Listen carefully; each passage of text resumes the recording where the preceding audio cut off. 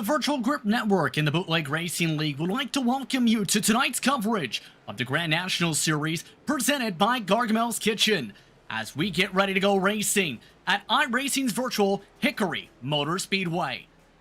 Justin Prince, Marty Sakawa with you with our producer tonight, Daniel Handover, as we get ready to see how the second race of the campaign fares out. Race 1 was exciting, Marty, but for Race 2, it's just the second time in series history these drivers will get to face Hickory. Yes, brand new racetrack technically for these drivers, and yeah, like you just said, second race. It's going to be very interesting to see what the drivers have learned from what they took part in last season on iRacing. I know when testing out an hour ago, it could still get into the drivers' minds because there are two completely different corners here. One is wider, one is a little bit narrower in terms of how long the corner is. And if you look at turns number 3 and 4, the apex, I know a lot of drivers like to follow that yellow line. There's a big angle on one of the corners in the center of the apex, and that could get a driver really tight. That could mess in some of the drivers' minds tonight. And some of the drivers remember when they spoke during post-race after the season opener, they were expecting this to be a challenging circuit. It's not the easiest one to conquer, as you allude to there.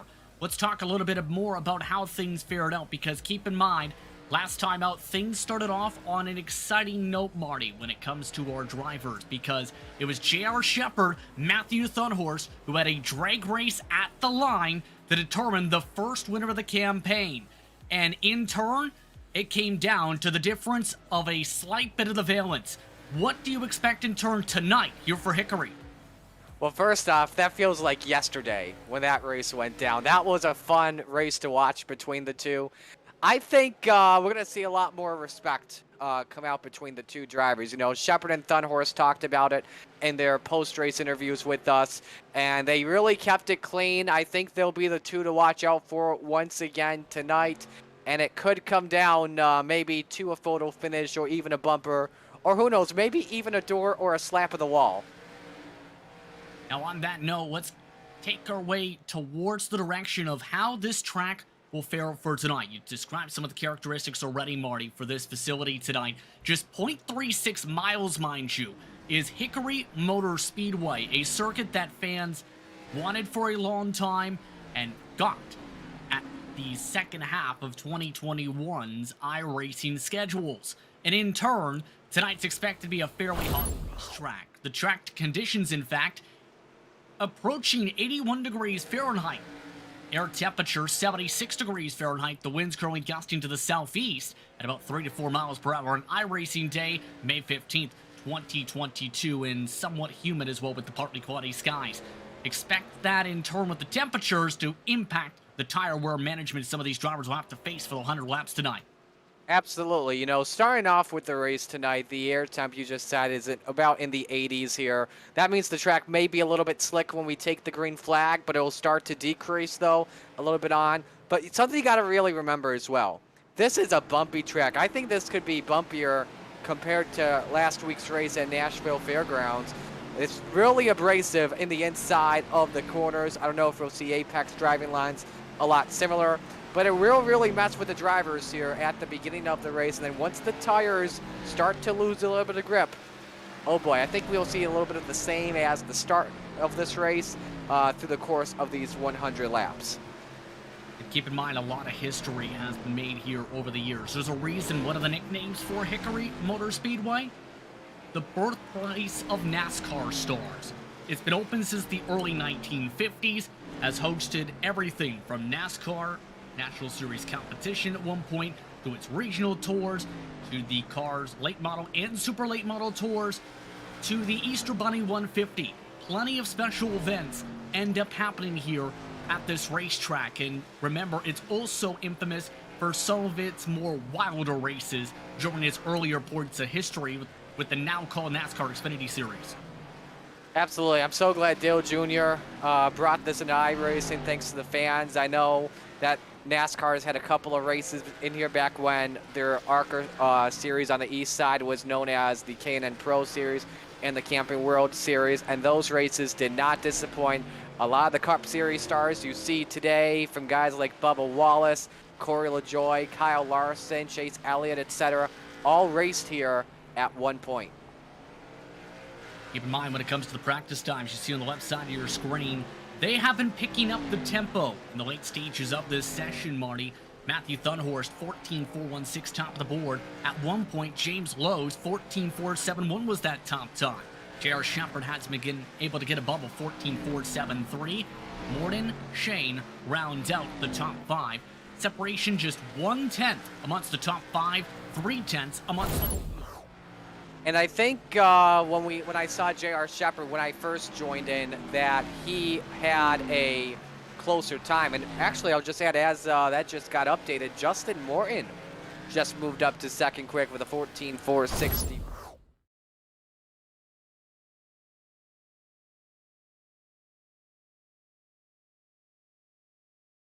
But this will be...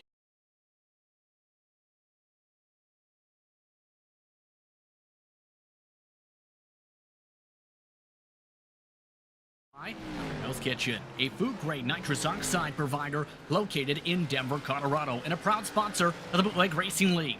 Visit their office at 2045 South Valentia Street, or give them a call at 720-707-6178. Warm-up has closed out for tonight, 20 minutes to prepare for tonight's action, and now it's the matter of seeing how that preparation results into sets tonight at America's most famous short track. Let's take a look at how the field will start for tonight. 17 drivers will take to the field this evening. What's expected to be a very tough race for our competitors. Tim Chanowski will lead them to the green flag, with Adam Shane to the outside. James Lowe starts in third tonight. Remember, had to bounce up and down the running order at Nashville. Austin Belkey starts in fourth. Justin Morton and Kebby Kibbe start in fifth and sixth. Kibbe, remember, was very dominant early on in the season opener. Before Thunhorst and Shepard took the top spots, they'll start 7 and 8.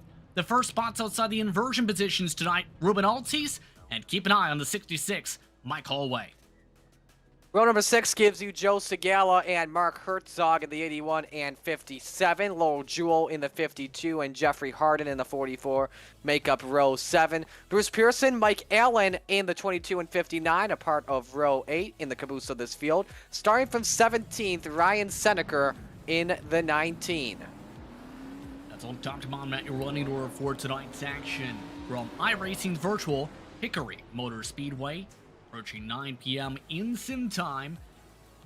Second race of the season and the second trip in series history that will see this track play host to the series. And don't forget this track, 14 degrees of banking turns 1 and 2, 12 degrees of banking in turns 3 and 4, 8 degrees down the straightaways for today's action. 100 laps up of the board, no tire changes in this series. One faster pair is available. Marty, what keys to victory to win for Hickory? I think the same time here, because this is a tough track when it comes to laying down the loud pedal. Got to be very patient with that. A little bit too much right foot could lead to spin outs, especially on the exits of the corner. But I am ready to go green and start the 17 drivers, Justin. Green flag is out. We're underway from Hickory. And a great launch for Tim Chanowski running away from the pack. The rest of the field 2 by 2 up in the front. Kibbe nearly loops it at the top line, but James Lowe is clear for second. Yeah, I remember you talked about it. Lowe got into, we got one off the pace, and that's Seneca in the 19. No iRacing caution demanded at the moment, so he stays back. Currently the first car a lap down, so could use a wave around if necessary. Lowe's up to second. More, it's, there they go! That's Shane in the number 79 that brings the yellow out, and thankfully, Justin, nobody hit him. That's in live action now with the caution flag now out on the racetrack. Keep in mind, Ryan Seneca had a spin at the very back of the field the last lap. So Adam Shane ended up actually hitting the wall down the front stretch, Marty, I think may have started that. Yeah, I'll stand by here for the replay. Here it comes. Looking off at turn 4, was in a battle with the 9. And yeah, he did scrape the wall. Just clipped it right there, and then off of the 8 machine of Thunhorst just sent him spinning. I don't know how anyone else hit him. I want to watch closely the onboard with Kenny Kibbe. How he did not hit him, I don't know. Yeah, especially with the close call Kibbe had with that bobble we talked about in turn 3 entry that nearly spun around the 14 at the top. There was a car as there was a car as well that went below the apron. Two of them. The one I was looking at, Joe Segala, almost looped the thing around with trying to lock up the brakes, avoid hitting the 11 of Altis. Very close call indeed right there for Kenny Kibbe, the one-time series champion, under caution already for the first time tonight. And to touch a bit more on the history, you mentioned some of the names that have been a part of bringing it to iRacing. Some of the names who have raced here: Ralph Earnhardt, Junior Johnson, Ned Jarrett, Jack Ingram, Harry Gant. And don't forget about very noteworthy names when it comes to their domination at this racetrack at the NASCAR Xfinity Series level in the early days of that series. Jack Ingram and Tommy Houston each won 8 times at this track in that series alone. Yeah, absolutely. Going through, looking at Racing Reference about Hickory Motor Speedway, Cup races were held here from 1953 to 1971. First won by the Flocks. They won through the first 5 races, and Tim and Fonnie Flock. And Tiny Lund won the last race in 1971. Bobby Isaac racked off 4 straight wins at Hickory from 1969 to 1970 when they had 2 races on the Cup schedule. What people may not realize too is this respective series also at one time hosted 6 of the 28 races during the initial running of what's now the Xfinity Series in 1982, a huge part of the early days of what is essentially the second tier series of the NASCAR National Series level. Tim Janowski, meanwhile, looking dominant so far, off and away, 92 to go. Hold serve, Lowe comes down on the inside instantly. Morton and Thunhorse do get it for 3rd spot. Lowe's got a run, he takes the peak up to the door of Janowski for the race lead. No issues at all, Lowe leads at the stripe. James Lowe, for the first time this season, now in the race lead. And clearing on by is the 99, bringing Justin Morton with them. Lowe keeps the door shut at the bottom. Tim Janowski finally finds a hole to squeeze in for 3rd with a bit of a bobble. As here comes Shepard with the send for 3rd. Oh, caution flag is out. That's Jewel in the 52. I think Allen's involved, and same with Seneca, who just got back on the lead lap. I think a lot of guys are getting a little feisty early here. And you see some of the speed already below 90 kilometers an hour for some getting themselves to pace speed. But you are right. Lowell Jewell, Mike Allen, the initial contact. But here's one of the things around this racetrack. It can be tough to get the corner exit right, and if we look towards the replay in a moment or so, you'll see one driver decided to angle it down across the other of another car's front nose. You see it right there, pretty much the bumper in turn for the look at the 19. Holy smokes. Just had the ARCA brakes underneath of Allen. But yeah, you just talked about it. This is a tough track where you can get really tight on the exit. I told you, if you look from a driver's perspective, in turns number 3 and 4, I'm looking off of Allen's to be specific, there is a little bit of an angle on the yellow line that drivers focus on, and it's right before you get into pit lane, right before pit lane comes at you, and that's where drivers can think that's the exit, but no, there's like maybe about 1/10 of a mile or a couple hundred feet before you're actually hitting the straightaway. In turn, because of that contact, under caution already 2 times tonight in this one. This will allow the drivers to regroup here, but so far, the cream is rising to the top, so to speak. Lowe, Morton, already charging on through. Shepard was about to move up to 3rd before the caution as well, with Thunhorse close behind. Shepard currently the biggest mover of the race so far, up 4 positions to the 4th position, and the lights are off. The iRacing pace car about to get the green flag this time. Lowe is the control car for this restart. Everyone's still on the lead lap, but a couple with damage early on here as we're about to put lap 15 on the boards. Here we go. Green flag is out, back underway. James Lowe with a good launch. A poor one for the 07, bottom row inside of row 2. Oh, Shepard man, in turn takes advantage. That got close though. Janowski went up about half a groove and nearly doored Shepard in the corner. But yeah, Shepard is up to 3rd position. Matthew Thunor is trying to get up to 4th. But everyone all single filed out. I think the drivers learned their lesson from what's been going on behind them early here. So we'll just have to see how this plays out on the long run potentially. Didn't think precarious thing for a couple of these competitors at this mark. Keep in mind, last time this series came here, this is in October. Just a few weeks after the track's debut on the service, it was Thunhorst who took the checker then. Meanwhile, drivers are trying to bump and bang. Right on behind, just outside the top 10, Mike Allen. Still not afraid to try and send it for positions. And one car gets sent for a spot. Ruben Altice pinned into the wall. No caution. We stay green. That is a surprising situation that iRacing did not call a yellow out. He was sideways with two drivers that was passing him. But that's not good for the front end of Altice as we stay green. And currently the top 6, Justin, nose to tail at the moment. Tim Chinowski's still amongst those, known for working at Jennerstown for racing action. Here's a look at what happened, though, from Altice. Looks like he got a tap from behind. I'm not too sure. Have to see if we can get another angle of that. I'll have to check and see what happened. But Lowe continues to lead right now. Morton trying to challenge. Meanwhile, behind, recovery drive continues on for the 79 of Adam Shane, still side by side. In fact, for the 59 of Allen.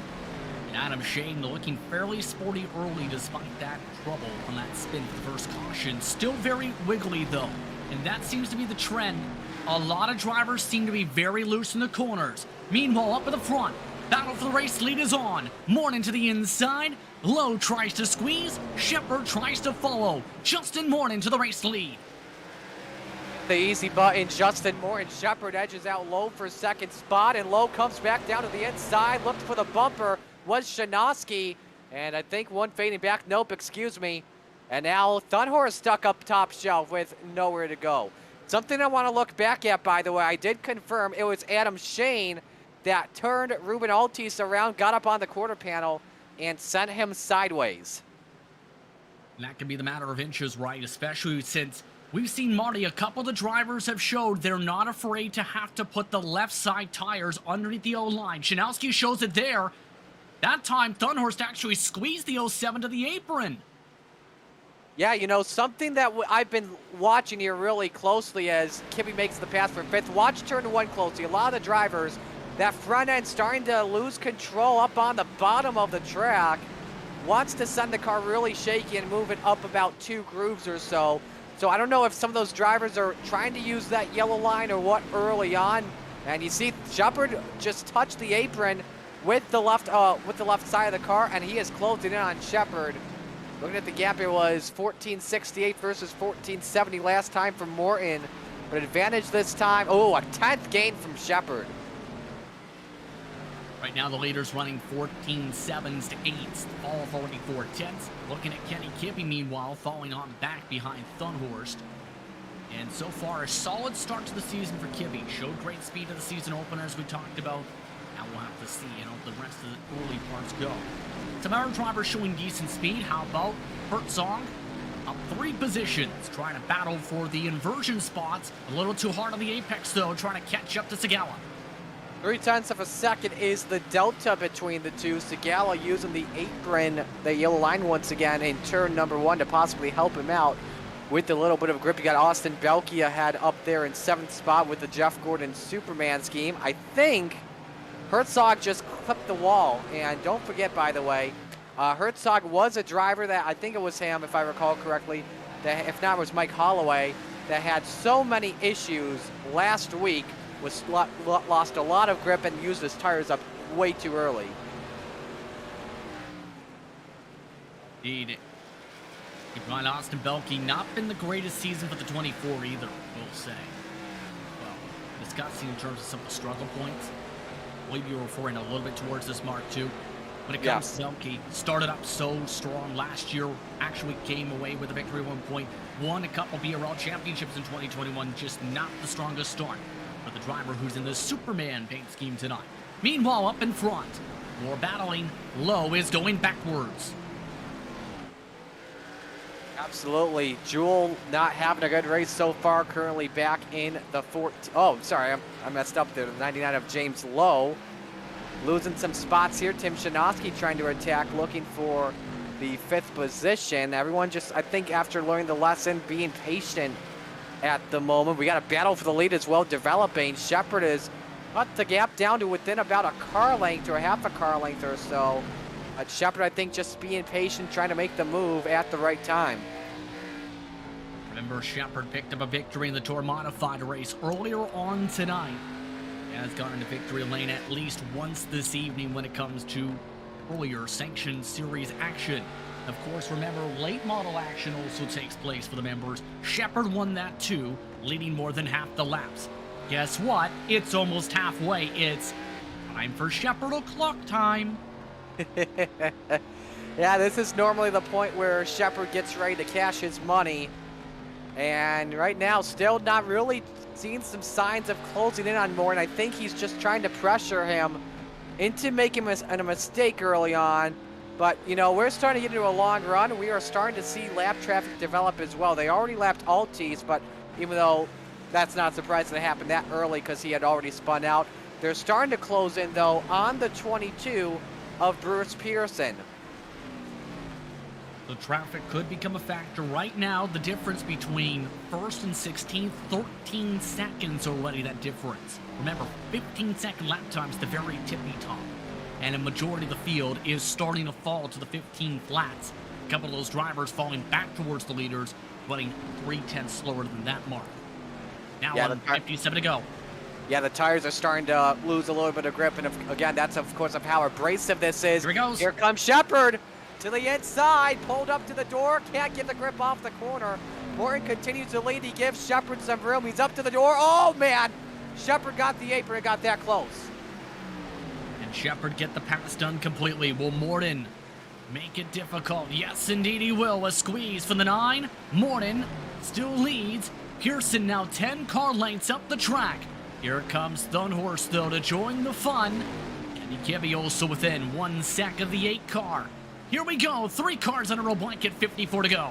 Shepard on the outbreak on Morton, entering turn number 3, does it once again. That's one of the reasons why he won at Nashville last week. Now I'm interested in what Bruce Pearson is going to do. Is he going to pull down to the apron, or is he going to pull up, or is he going to make this difficult for 1 or 2 or maybe 3 of the drivers? He pulls up to the outside and lets the top 3 duke at it.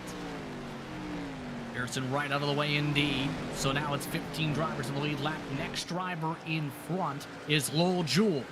Morton nearly knocks the wall down as Shepard tries to angle it down. Morton with the squeeze. Shepard, though, sticks to the line. Morton with the better run down the backstretch.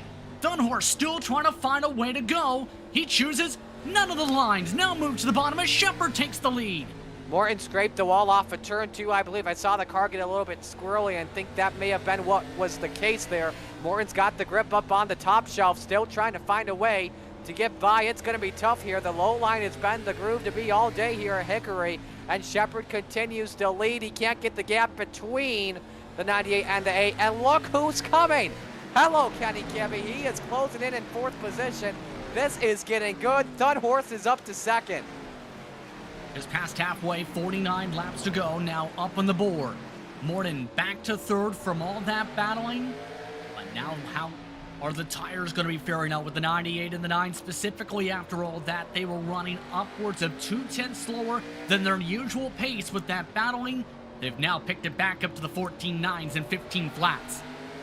I think the next question I have is will Kibbe go to the inside? Yes, he will for 3rd position. Seneca moves out of the way as they're 3 wide off the corner, and Morton just let Kibbe have that. I think Morton got loose off the corner and just lost all that time to Kenny Kibbe by about a half a second. He did, and Lowe tries to close in for P4. Indeed, so Kibbe now back by half a second or so for the 8 machine. And Thunhorse looks quick. Thunhorse really good on corner exits. A little bit later on the brakes this time as well. Watch the angle. Shepard, though, doing what Shepard does. He's parking it on the apex and the exits. He's making Thunhorse try and go the harder way around the track, and that is absolutely going to be tough, no question about that. Thunhorse is going to have to work here big time if he wants to try and put the equalizer in terms of the wins column. We know what happened between the two last week, 4 1/1000ths of a second, and Thunhorse is angry. He came that close to getting the win. Remember last week, Justin, I thought it was, you and I thought both that Thunhorse had it at the stripe, and then Shepard just with the angle he had with that right front if the finish line was a couple feet further away, let's put it that way, it would have been a completely different race winner in that mark. But now with the traffic moving out of the way, Lowell Jewell, two drivers trying to still run away. Kenny Kibbe has picked up a little door damage after trying to navigate around some of the traffic, I believe, as well.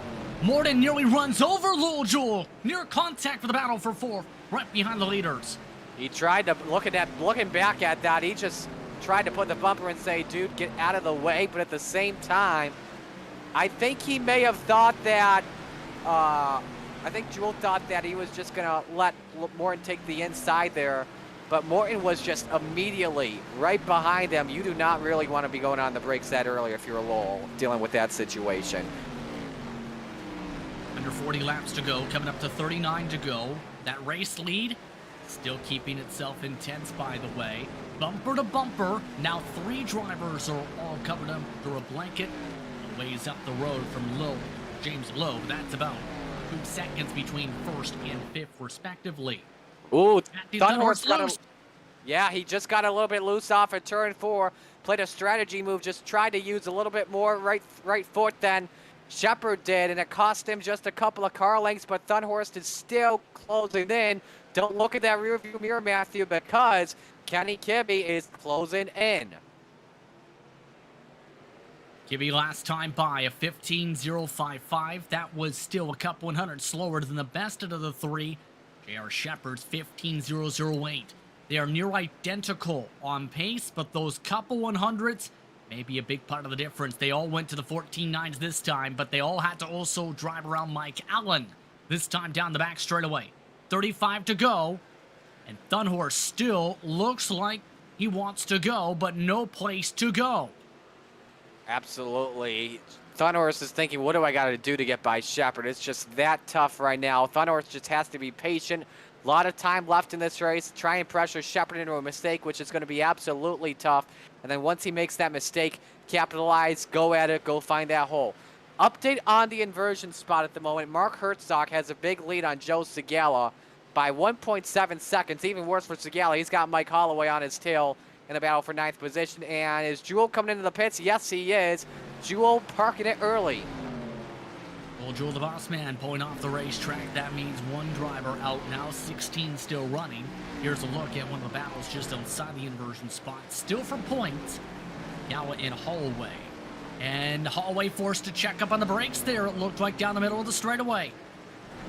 Yeah, got close there, but Holloway, I think right now he does have the faster car, 15.04 versus a 15.28.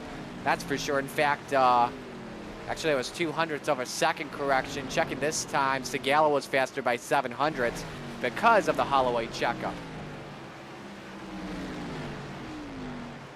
Under 30 laps to go now here at Hickory.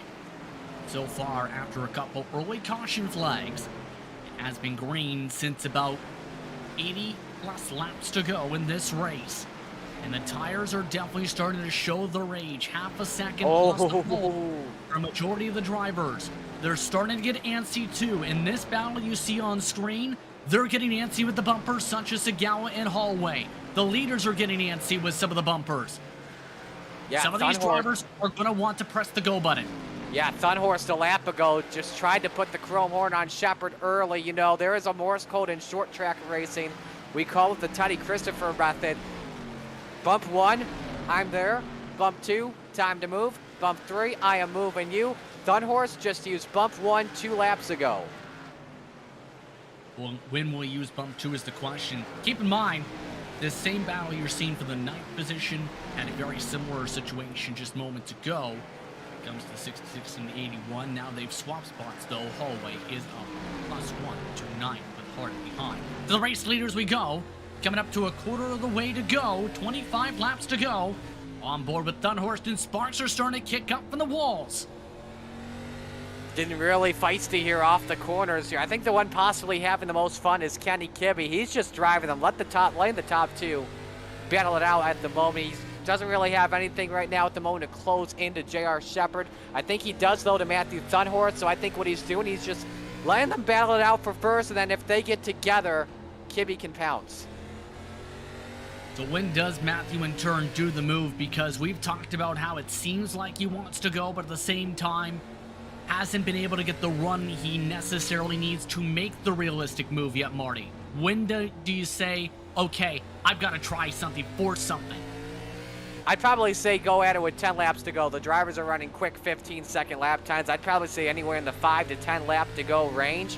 At the same time, there's a couple of outcomes you have to look at. Number one, what if there's lap traffic ahead? You see they're working on Adam Shane, the 79. He pulls off, lets them go. Speaking of traffic, there are 2 cars right just in the eye range of the 98 of J.R. Shepard. And then number 2, what if you get a late race caution? That could stack the field up big time, or if there's a restart with 2 laps to go, Shepard and Thunderhorse could be side by side. And as we've seen, the bottom line is very strong if you're able to top it up right for the restarts. See that grouping up the road from the leaders, by the way. That is the 22 and the 11, who are already 1 lap down. That is 14th on the track. Pearson, Altis. 2 drivers fighting there. They're running 15.2s, 0.2 of a second off the pace of the leaders at the moment. And now they're within about 15 car lengths with under 20 laps to go for the leaders. Altis really is driving it hard on Pearson, so I think for Altis, his tires are definitely used up. I think it's going to be really tough to get by on Pearson and not make it stick. I think, did we just have a change for position, if I recall correctly? I think Joe Segala and Jeffrey Harden are going at it for 10th spot. Yes, you are correct. They are battling right now. Superman Jeff Gordon paint scheme's been having a calm time, but these drivers not so much. Segala's trying to hold on to a top 10. Now Jeffrey Harden all over the back bumper. Now coming up to 16 to go for these drivers, 15 for the leaders this time by. Just looking at a couple of updates as well amongst the front of the field. Justin Morton, I believe, has just gotten by James Lowe once again. If not, that was many laps ago, but Lowe is still trying to fight back on Morton for 4th position. Austin Belkey still running in 6th spot. Mark Herzog is up to 7th after starting in 12th. And then Shinosky 8th, who could have the inverse spot. Battle for the lead, though, is on still. Yes, and they have reached the traffic, and the traffic is not moving yet, Marty. In fact, the 22 and the 11 are both hugging the bottom still. How will this impact the 98 and the 8? Now Urban Altis moves out of the way. They've also reeled in Ryan Seneker. Kibbe held up on the corner exit. Pearson staying to the bottom. Now Pearson goes to the middle of the racetrack. He nearly runs over Seneker. Oh, Kibbe forced 3 wide with the traffic. That cost him time. Yeah, not a good exit for Kibbe at all because the traffic was all the way down to the bottom of the straightaway, and that cost him a bunch of car lengths. We're coming to 11 laps to go. Thunderhorse, it is time to make your move. When are you going to make it? And they've got dry traffic, nothing ahead of them really at the moment. I think they'll go clean to the rest of the race. Will it stay clean for the battle for the race win, though, is the question. 10 laps to go. Thunderhorse reaches out with the bumper. Nearly got there. Nearly got to the bumper again. Near hits twice in the past 2 entries. Thunderhorse is trying to outbrake Shepard that time. They're just about identical into turn number 3. Oh, not a good exit for Thunderhorse, though. I think he just got a little bit loose with the bump. With a bump that was there in turn 4 of the track. It's still getting to it. It's not over yet. Coming to 8 to go at the line. Thunderhorse really having a check up in the corners now. All 3 drivers within about a couple car lengths on the apexes now. With 8 to go, Thunderhorse again forced to check up. Shepard really backing up these corners. Thunderhorse, though, looking for the peak. Shepard with the slam. It's getting good here. It's Thunderhorse to use the bumper. Remember, angry after last week. 4 1/1000ths of a second shy of taking home a checkered flag. Instead, he brought home the steering wheel. Instead, he's squirrely off of turn 2. Shepard pulls away down the back chute. 6 to go this time. Thunderhorse still can't find a way to get to the inside of Shepard. Another later break. Another checkup. Another hard corner apex. Another slide for the 8. Kibbe very loose off the corner as well. Kibbe's still not out of this battle yet. Do not count him out. Remember, we had a 3-car battle for the win as well last week at the Nashville Fairgrounds. And if I recall correctly, it wasn't Kibbe that was in. I think it was Morton that was a part of it. But Kibbe joining the party, 4 to go at the stripe. Both of them completely different apexes in the corner. 4 to go, and Thunderhorse still can't find a way there. Kibbe staying within range if anything happens to them. Thunderhorse with the send, his strongest send yet. Not able to get inside still yet. 3 to go, this time from Hickory. Point in a return. And Thunhorse lost a little bit of ground, lost 300ths that time at the start-finish line compared to J.R. Shepherd. How will it be this time? Looking at the onboard, we're coming to 2 to go, and there is traffic ahead that could determine what happens. That is in reference to Mike Allen, but that is about 10 car lengths up. Thunhorse trying to find any way to get up there. Near contact again. Nearly to the back bumper again. Thunhorse with the exit. White flag with a caution comes out of the stripe. Caution is out. That ends the race. J.R. Shepherd will start the season with back-to-back victories. Oh my goodness, you hate it for Thunhorse. They were just about to take the white flag. Oh my goodness. That close, and Thunhorse was making a run to the inside at the time. That was the best run Thunhorse had the entire race. Let's take a look at the reason for the caution. Chip Janowski, who had been dropping back and sliding in the last few laps, hit by Harden and spun in turns 1 and 2, right as the leaders were crossing the stripe.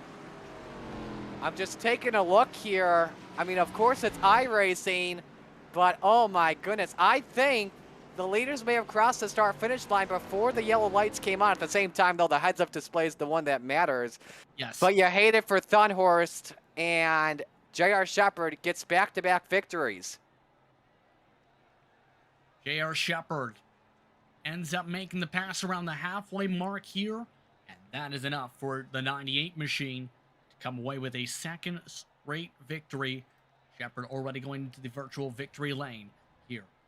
Virtual Grip Network. Absolutely intriguing race to say the very least tonight.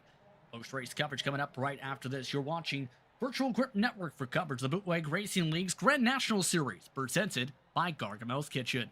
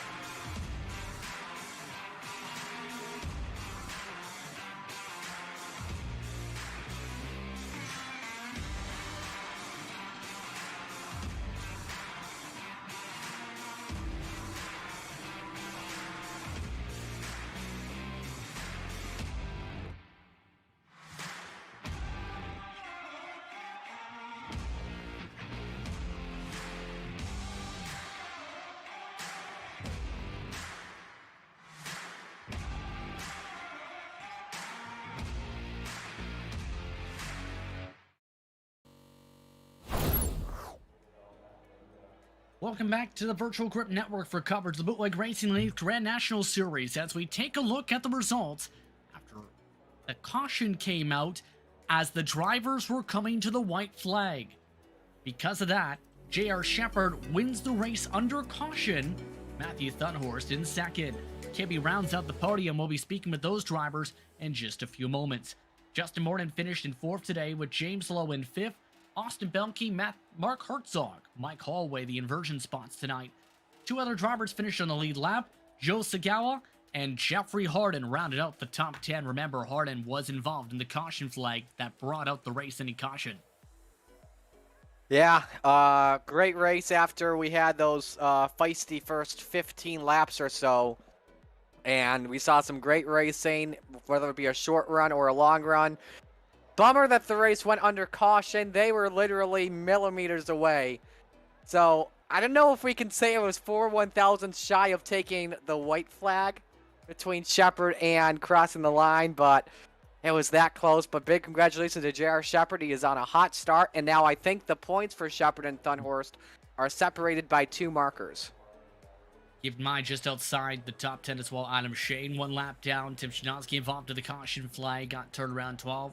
1 lap down. Allen, Altis, Pearson, Seneca, all finished laps down as well. Lowell Jewell parked it around 2/3 of the way through. An intriguing one here tonight for this race here at Hickory. And now with that, it's time to head towards virtual victory lane to start things off with your race winner tonight. The caution came out just a few feet before taking the white flag. J.R. Shepard is your winner at Hickory and starts off the season back-to-back in turn. JR, last time it was a photo finish at the stripe. This time a photo finish with the caution flag lights. How are you feeling?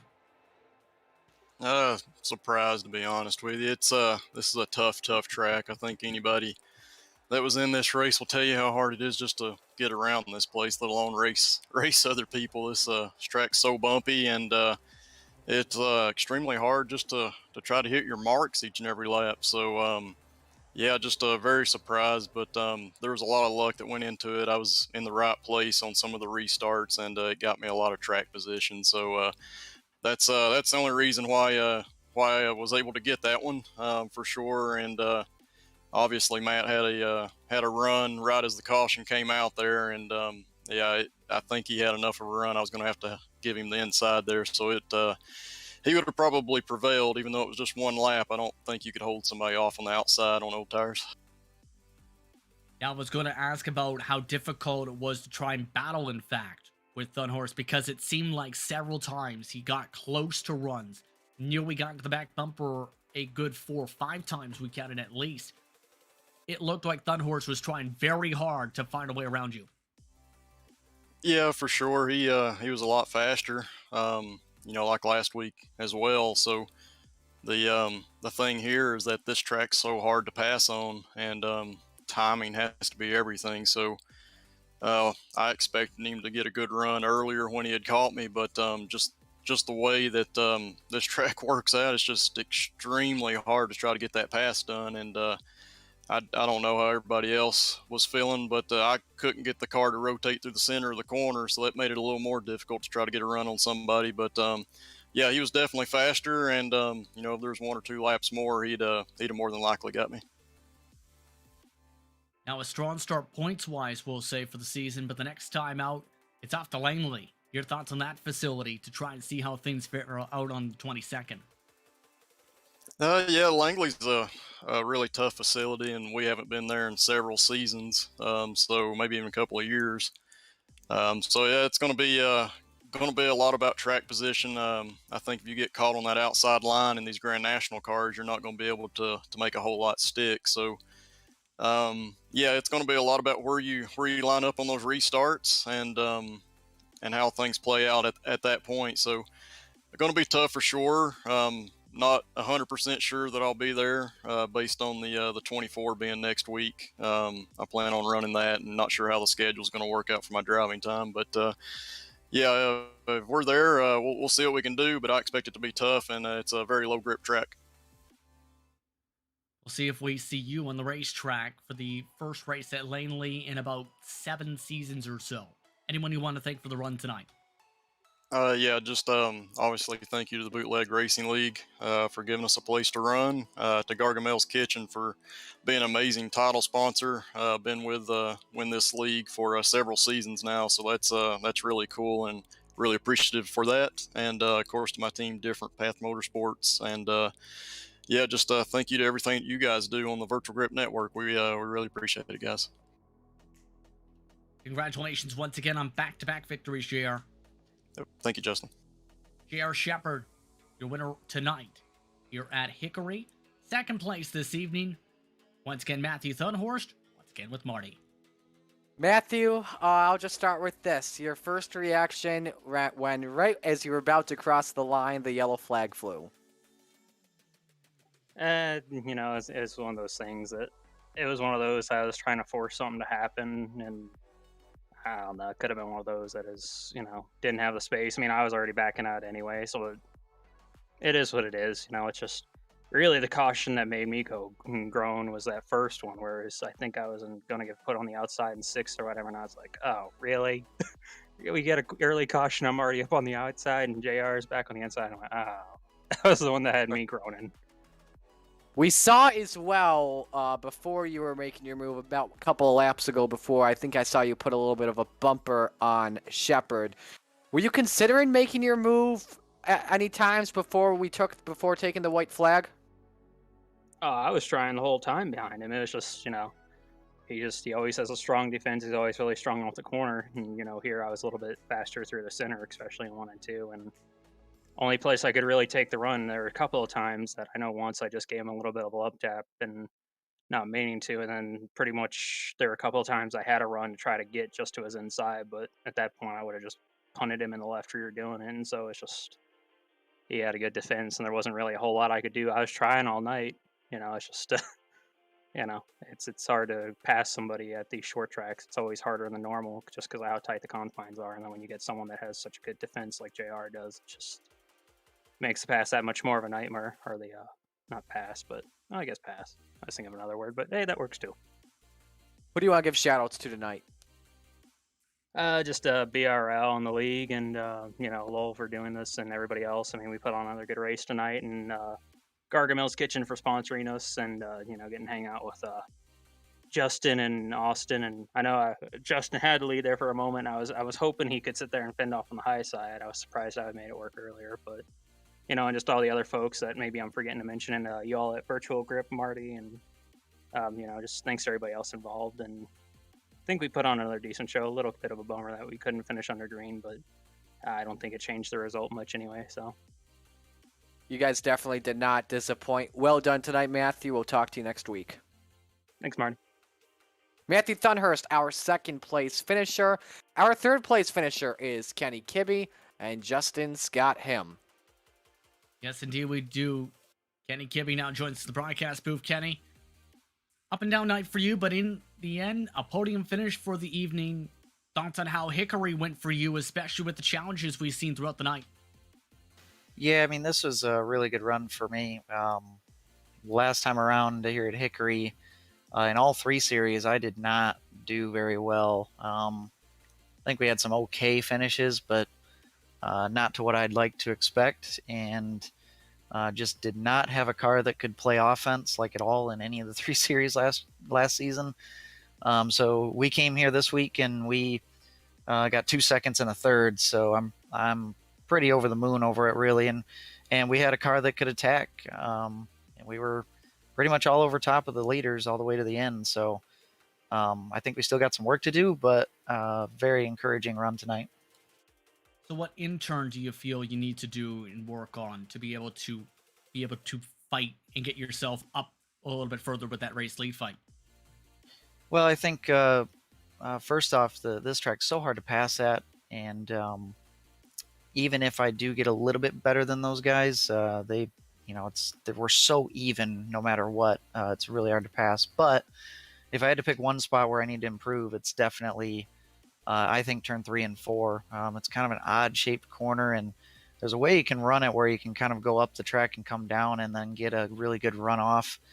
And I feel like in 1 and 2, I've done a pretty good job at learning how to fix that corner and do well. But 3 and 4, I think I'm getting too much of a push in the front end and just not getting the run off that corner that I need. And I think that's my weak spot.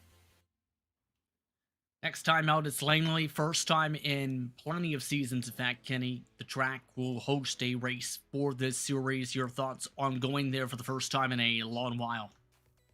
Yeah, I think last time I was there was the Podium Esports Cars Esport Tour like a couple of years ago. So I was competitive in that there. So hopefully we can get to the bottom. It'll probably be a bottom feeder track and get good track position and minimize our mistakes. It's another flat track, kind of like Hickory here, but not nearly as bumpy, but still has its fair share of character. So yeah, hopefully we can just minimize our mistakes and should be pretty decent there. Anyone you want to thank for the run tonight? Yeah, just everybody at the Bootleg Racing League for putting this thing on and coming together every week. You guys at the Virtual Grip Network for putting on the broadcasts every week. and everybody that likes to ride on board with me on Twitch and have a lot of fun with me every Saturday night. And a good run again to J.R. Shepard. He won all 3 races tonight, and he held a pretty wheel all night, and that's what it takes around here with the challenges this track brings. And he did a great job. So we got some learning to do. Congrats on the 3rd place run tonight, Kenny. Thank you. Kenny Kibbe rounds out your podium this evening. I'd like to thank him, Matthew Thunhorst, and J.R. Shepard for taking the time to speak with us during tonight's post-race coverage.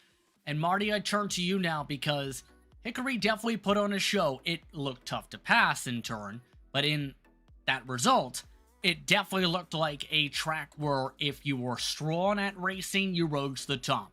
If you struggled at tire management, you fell to the bottom. I agree, and I think that's what a lot of drivers will probably have to learn this season when we go to all these tracks that have a lot of bumps in them. I think the only track that really won't be a huge factor, if I recall correctly, will be Martinsville Speedway, because that's really concrete and asphalt to combine, and that's not really an abrasive track. So, but really the biggest factor of this series in general is tire management. These are the only tires drivers have in this series, and if you want to win this race, you really have to manage your tires right. I think maybe take it easier in the corners as well. So I think that's going to be the big factor as we come into next week's race at Langley.